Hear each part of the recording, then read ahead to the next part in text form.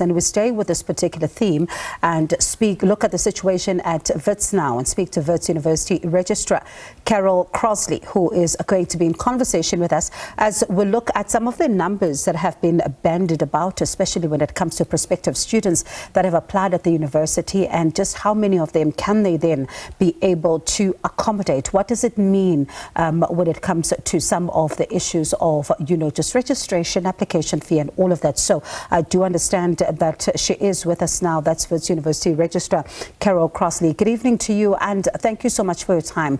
There are numbers that are being bandied about, for example, about how many applications you have when it comes to prospective students. Are you able to give us a sense of just how things are looking on your front when it comes to the breakdown in the applications? Good evening to you and your listeners. Yes, our university, as far as first-year students were concerned, we received over 86,000 applicants who applied to the university. We have placed for about 6,500 first-year students, and we have more or less completed our registration process for our first-year students. And when you then look at the fact that you're only able to accommodate about 6,500, we just heard now from UJ saying that they're looking at some online options. COVID taught them some lessons in order to be able to take more of the students to be accommodated. Is that an option that Wits is exploring? Yes, so Wits does have an online offering.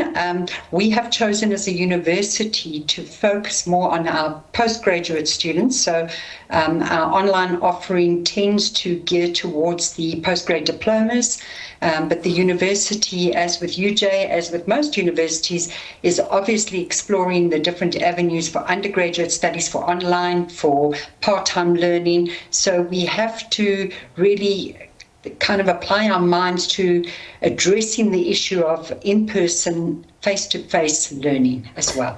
And as you speak about in-person, and there's always this anxiety when it comes to first-year students to say that they do need a bit of hand-holding, and if you are going to be putting them through an online process, I suppose that it also speaks to how then do you begin to offer the support that is required for them so that they don't even feel that they're going to be anxious through their first year, I suppose.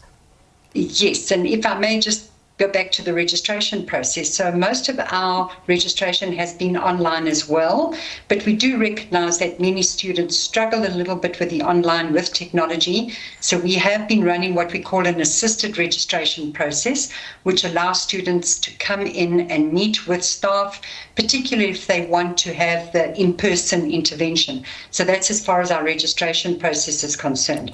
With regards to online learning, yes, we run what is called the Gateway to Success program.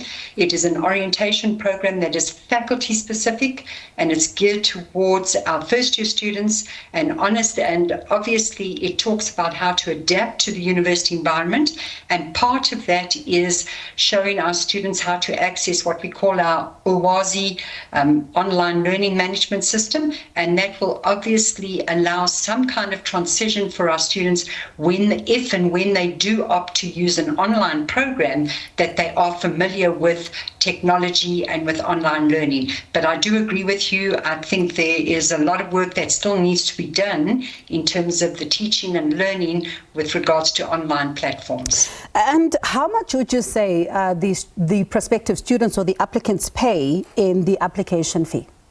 Wits University charges a R100 application fee to matriculants.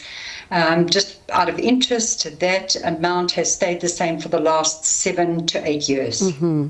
And we now see, in fact, if we can, we do have one of the viewers who was raising a concern about this, and he's not the only one. There's a number of students as well. We heard from some at the University of Limpopo who say that for them this is a concern. Some of their parents, for example, rely on a R350 grant. If they now have to pay a 200 at that university, it becomes, just a bit much because some of the parents cannot be able to afford. So I don't know if we do have that tweet from Muhawa. I just want to read for you what it says in terms of the application fee so that you are able to get a sense. Okay, but I'll just paraphrase it. I think we don't have it.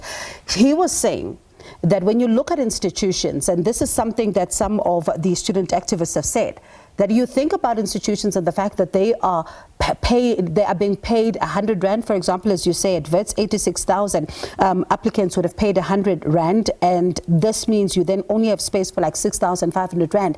Some are saying that this is how universities are actually making money and they need to relook this. How do you respond to that? So I think firstly I'd like to say that universities are not profit-making organizations. We are here for the public good.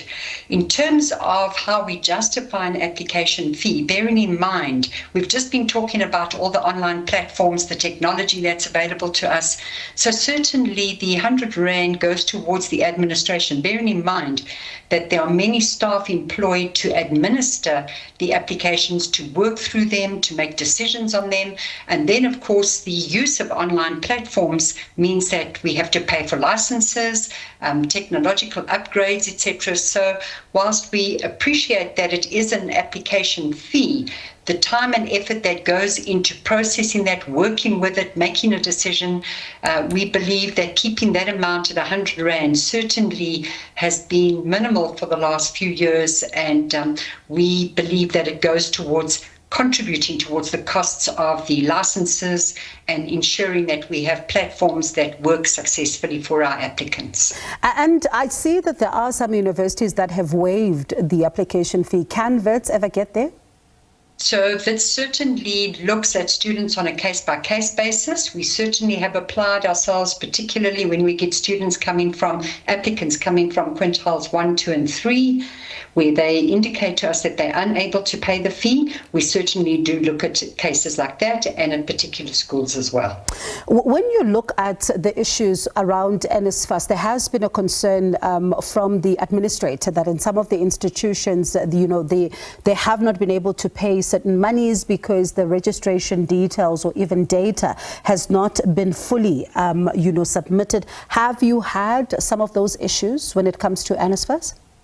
I think most public institutions have had challenges with regards to NSFAS, and I was at the ministerial meeting today where we engaged with NSFAS, and certainly there's a very good working relationship in terms of who is actually responsible. Universities are required to report their data of the students in December, which is what we did when our students' results were made available. We are confident that at our university, we provided that information to NSFAS, and we are in the process of matching what the lists that NSFAS has given us to the students who wish to register this year. So I think it's something that most public universities are engaging with NSFAS. There are huge efforts and strides that have been made, but I do believe that most of the universities are in the process of saying that they still have challenges around reconciling some of the students, some of the appeals, some of the issues that are outstanding from previous years.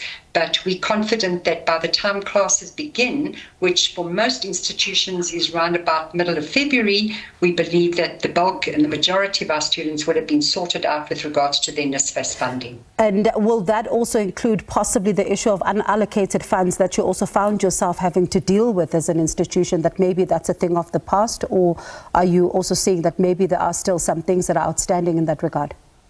I believe that there are still some points outstanding, and it depends on each university. So it's difficult to give a generic answer to that. With regards to our university, we are engaging with NSFAS, and in terms of some of the outstanding amounts that have been paid on both sides, there is still some work that needs to be done. All right, thank you so much for your time. Appreciate it. That's the Wits University Registrar, Crosley. And this, of course, is a huge issue when you think about the fact that some of the institutions, including Wits, last year had to pay back unallocated funds. But as you hear there, certainly this meeting that was taking place with the minister to address some of the issues around, higher education for a seamless start to the year continues tomorrow. And hopefully we get to hear from the Department of Higher Education as to what are the plans that are being put in place, especially when it comes to the space issues, the application fee issues, a number of issues that you are raising tonight. So we will then canvass some of those issues when we get the Department of Higher Education in the coming days.